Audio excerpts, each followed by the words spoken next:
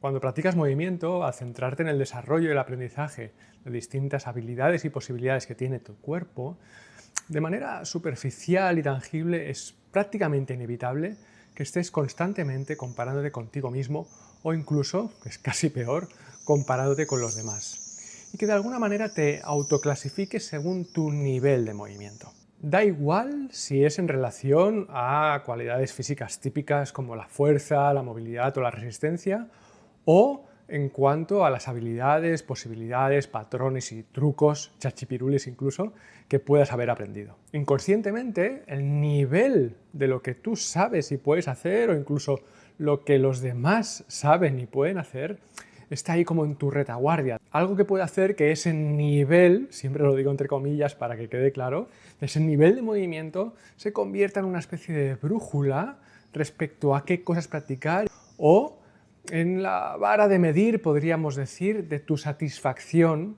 con la propia práctica.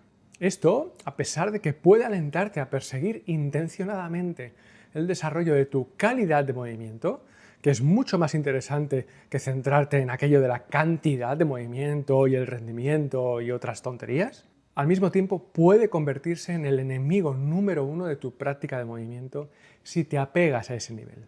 Especialmente por 4 razones. La primera de ellas es que tener ese nivel de movimiento como referencia implica un juicio constante hacia ti mismo y hacia lo que deberías ser o lo que tendrías que conseguir, sobre todo cuando te comparas con los demás. En una práctica de movimiento es muy importante saber diferenciar entre lo que significa valorar objetivamente la ejecución de un patrón o una habilidad y ser consciente de en qué punto estás y en qué dirección te quieres mover respecto a juzgarte en torno a ello, como si lo único que validara el proceso fuera el logro, el éxito, conseguir tal o cual nivel de movimiento. Por no hablar de que ese juicio hacia ti mismo acostumbra a venir de un autodiálogo generalmente, vamos a decir, poco amable, por no decir cruel, irrespetuoso, incluso en ocasiones abusivo. Esta manera de hacer, de practicar, por lo general no termina en buen puerto y además te priva de disfrutar realmente de la experiencia del movimiento en sí misma. El segundo perjuicio del apego al nivel, que deriva precisamente del juicio, es la autoexigencia contigo mismo, cosa que te lleva a una práctica en modo lucha, disciplina y sacrificio, y que se refleja en tener prisa, forzar la máquina, correr ciertos riesgos o pensar que hay cosas en tu planteamiento que están fallando porque no consigues resultados rápidos. Es muy, pero que muy fácil caer en esta dinámica. Una trampa que al final se terminará convirtiendo en un bucle de más frustración, más exigencia y más esfuerzo.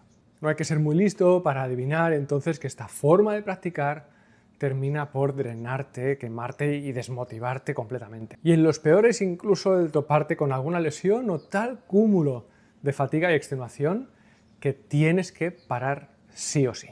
O sea, fíjate en la paradoja.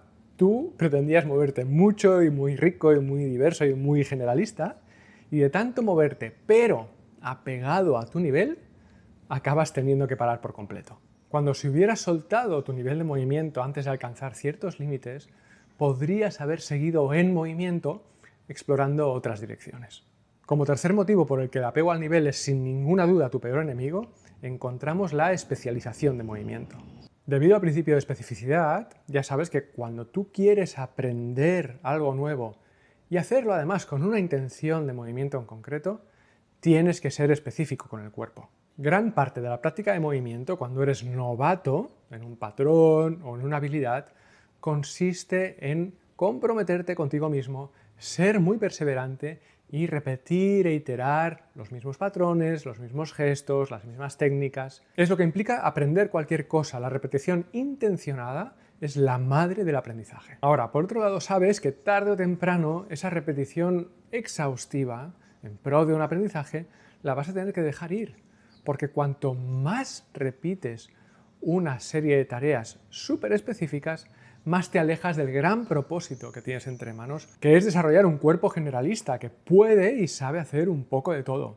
Y al final, que te permite disfrutar de cantidad de posibilidades de movimiento de una manera adaptativa, versátil y tremendamente rica. Evidentemente, entonces, aferrarte a un supuesto nivel es moverte a favor de la especialización, en contra del generalismo. Y eso hace que te pierdas un montón de direcciones, posibilidades, habilidades y patrones que podrían estimularte, enriquecerte y diversificar mucho más tu movimiento. Por último, de alguna manera, cuando conectas todos estos puntos en torno al nivel, te acabas topando con el concepto de progreso y la necesidad o incluso el deber de tener que conseguir, alcanzar, lograr más nivel.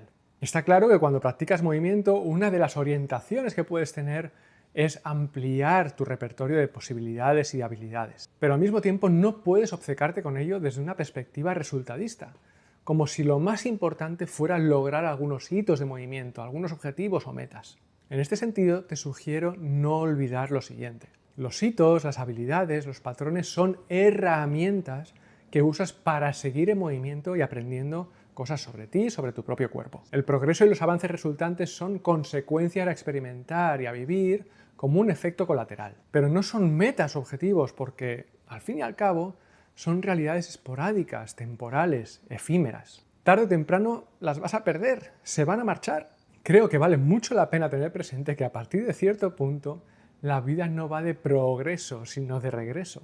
Estás regresando, no progresando.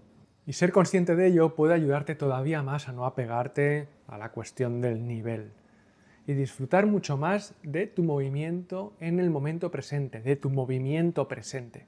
Practicar movimiento consiste en todo lo contrario a lo que provoca apegarte a tu nivel. Se trata de abrirte al descubrimiento, la exploración, el aprendizaje y la adaptación en base a una práctica que la mayor parte del tiempo la sientes, la interpretas y la percibes como la práctica de habilidades y patrones para los que no tienes nivel, para los que te sientes torpe, malo, patoso. Pero es que es justo ahí donde está la chicha, la clave, el secreto de todo este asunto, en estimularte en la novedad y no en repetir y repetir y repetir aquello que ya sabes hacer, para lo que ya tienes buen nivel. Espero que estas reflexiones te inspiren para seguir indagando un poquito más en tu práctica de movimiento.